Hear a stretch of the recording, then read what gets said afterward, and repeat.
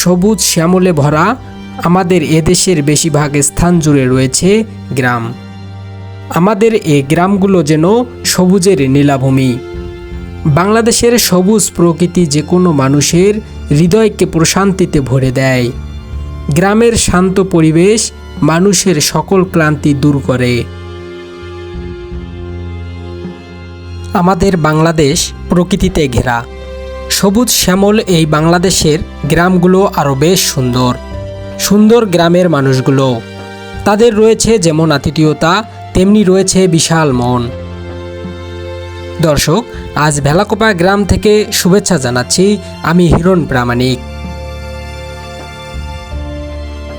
আজ আমি ঘুরে দেখাবো গাইবান্ধার নান্দনিক গ্রাম ভেলাকোপা। আলাই নদী। ভেলাকোপা গ্রাম ঘুরতে এসে প্রথমেই চোখে পড়বে এঁকে বেঁকে বয়ে চলা ছোট এই আলাই নদী।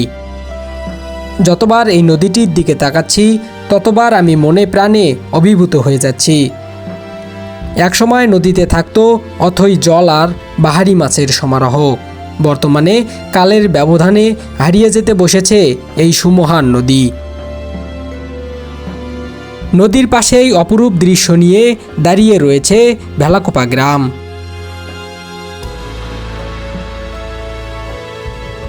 এই গ্রামের সামন দিয়ে বয়ে গেছে একটি রাস্তা। সত্যি দারুণ এক দৃশ্যের তৈরি করেছে রাস্তাটি। ভেলাকোপা গ্রামটি দেখলে সবার মন ভরে যায়। এই গ্রামের খেটে খাওয়া মানুষের মুখের দিকে তাকালে মায়ায় পড়ে যাবে যে কেউ। তাদের আতিথেয়তা ও আপ্যায়ন সত্যি প্রশংসনীয়। এই গ্রামে ঘুরতে আসলে দেখতে পারবেন একটি স্কুল, যা ১ নং ভেলাকোপা সরকারি প্রাথমিক বিদ্যালয় নামে পরিচিত। গ্রামটি যেমন সবুজ প্রকৃতিতে ভরা, তেমনি রয়েছে মাছের পুকুর। সত্যি এমন অপরূপ দৃশ্য দেখে মন আকুল হয়ে উঠবে সবার।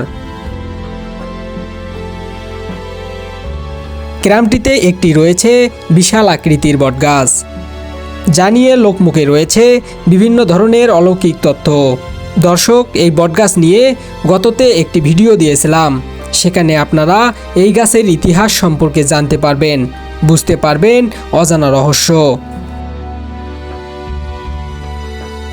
এই গ্রামের দক্ষিণ পাশে রয়েছে একটি বিশাল মাঠ, যেখানে কৃষকরা কৃষি জমিতে স্বপ্ন ফলায়। নতুন ধান ঘরে কেটে তোলায় বর্তমানে গবাদি পশু পালনের জন্য ব্যবহার করা হচ্ছে এই বিশাল মাঠ। প্রতিদিন প্রায় শত শত গবাদি পশুর দেখা মিলবে এই মাঠে। শুধু এই গ্রামেই নয়, আশপাশের গ্রাম থেকেও গবাদি পশু নিয়ে ছুটে আসেন অনেকেই।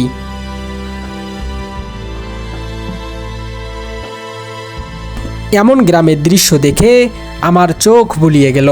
মনে হলো এক প্রকৃতির রাজ্যে এসেছি। জানতে পারলাম গ্রামীণ জীবন কতটা সুন্দর। দর্শক, আজ এখান থেকেই বিদায় নিচ্ছি। আবার আসবো নতুন একটি ভিডিও নিয়ে। ততক্ষণ সুস্থ থাকবেন, ভালো থাকবেন এবং নিজের খেয়াল রাখবেন। ধন্যবাদ।